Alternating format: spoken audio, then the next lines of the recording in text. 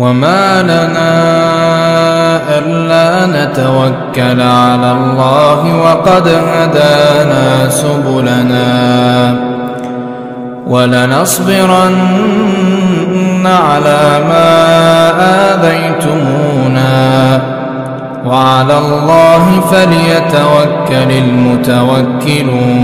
وكأن هذا التفصيل إنما جاء به مع أمر الرسول صلى الله عليه وسلم بجهر الدعوة إلى الله ليكون أمامه وأمام أصحابه نموذجا لما سيلقونه من التكذيب والاتحاد حينما يجهرون بالدعوة وليكونوا على بصيرة من أمرهم منذ بداية دعوتهم. Jadi seolah-olah ketika Allah Subhanahu wa taala menurunkan kisah Nabi Musa alaihi salatu wassalam di sini tentang perjuangan Nabi Musa dan Bani Israel itu menghadapi dominasi kekuasaan Fir'aun, ini adalah contoh nyata catatan sejarah yang otentik yang pernah terjadi bahwasanya suatu kekuatan itu sebesar apapun tidak bisa menandingi kekuatan Allah Subhanahu wa taala. Tetapi nanti untuk meruntuhkan dominasi kekuasaan itu, untuk menegakkan agama Allah di muka bumi, Anda itu tidak akan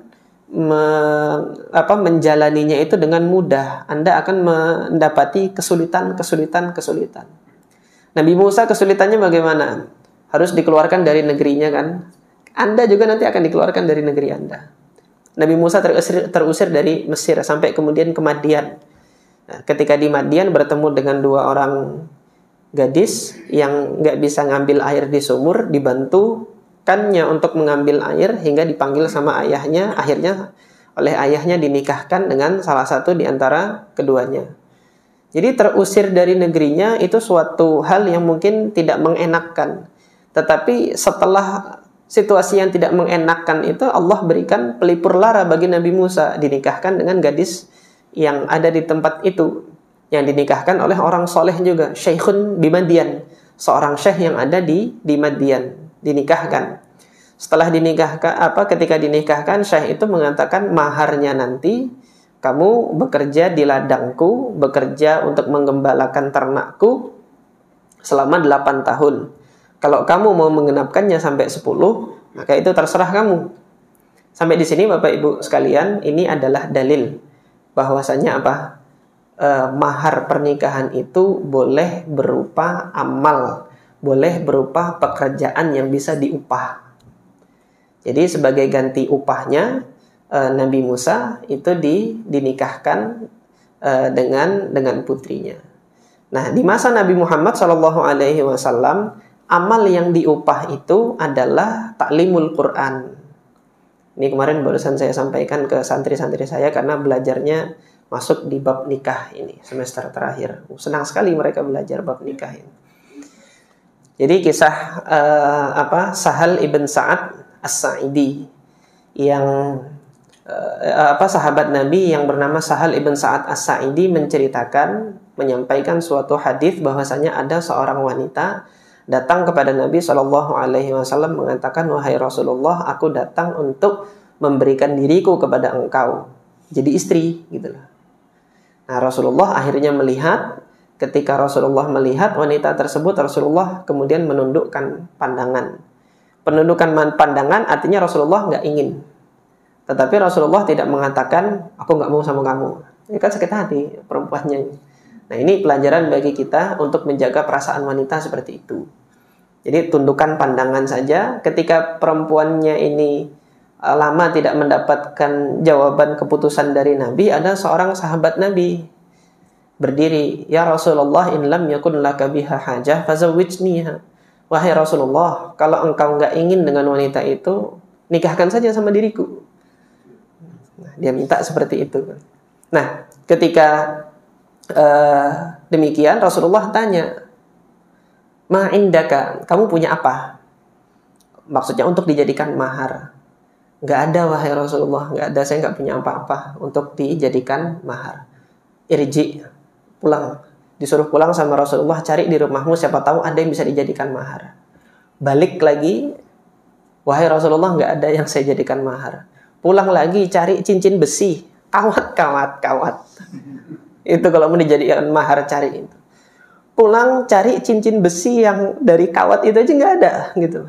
La ya Rasulullah wala khataman min hadidin. Cincin besi saya nggak dapat gitu. Walakin hadza izari. Tapi kalau mau ini loh sarung saya. Satu-satunya dia punya sarung.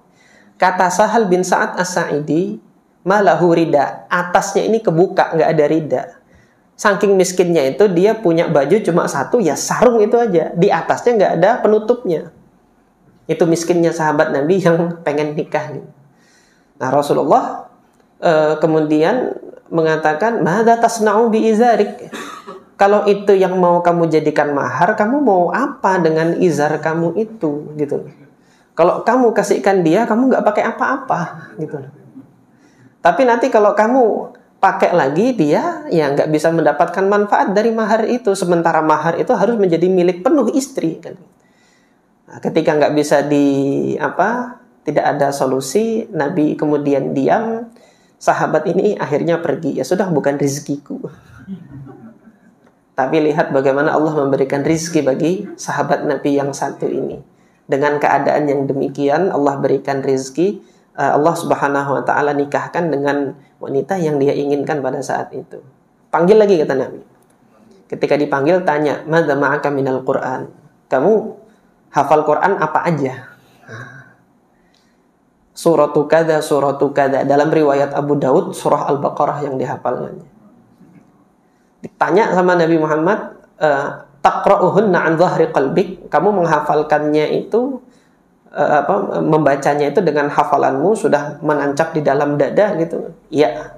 Ya sudah, idhab faqad zawwajtukaha bima ma'aka minal Qur'an. Sudah, kamu pergi, saya sudah nikahkan kamu dengan apa yang kamu miliki dari Al-Qur'an ini.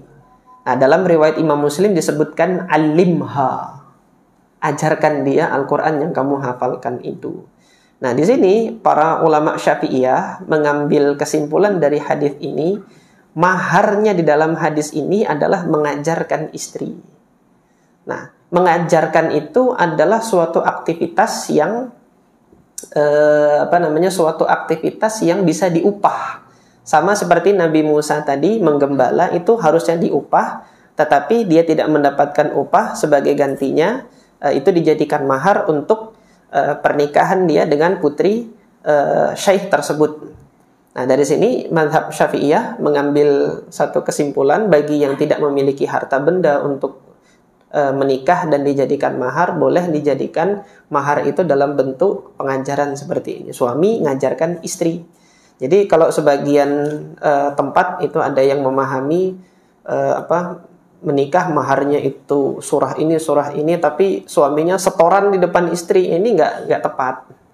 Tetapi mahar itu nanti suami ngajarkan istri, bukan suami setoran hafalan sama istri, enggak. Jadi perlu dipahami yang demikian. Nah, ini yang berkenaan dengan faidah kesamaan antara dakwah Nabi Muhammad SAW dengan dakwah Nabi Musa. Nah, untuk menghadapi hadangan-hadangan yang seperti ini, rintangan dalam dakwah ini, Allah Subhanahu wa taala banyak memberikan contoh berupa dakwahnya Nabi Musa alaihi salatu wassalam yang sebagai contoh kepada Nabi Muhammad dan kaum muslimin tentang apa yang harus dilakukan. Nah, nampaknya ini sudah masuk waktu Isya. Insya Allah kita akan lanjutkan pembahasan tentang dakwah jahriyah ini, tentang dakwah terang-terangan, apa saja nanti rintangan yang didapatinya. Ini pada saat Nabi SAW mendakwahi keluarganya. Mendakwahi keluarganya itu sudah ada rintangan. Setelah mendakwahi keluarga, nanti mendakwahi yang bukan keluarga, tambah lagi rintangannya. Tetapi yang demikian ini sudah siap dihadapi oleh Nabi dan kaum muslimin, karena sudah dikasih contoh. Nih loh Nabi Musa, hadangannya seperti ini. Dia juga beliau terusir dari negerinya, nanti kelak kalian juga akan terusir dari negeri kalian dalam melakukan dakwah ini. Nah, ini yang yang dapat saya sampaikan pada kesempatan kali ini, mudah-mudahan bermanfaat. kita akhiri. Subhanakallahumma rabbana wa bihamdika asyhadu an la ilaha illa anta astaghfiruka wa atubu ilaik. Assalamualaikum warahmatullahi wabarakatuh.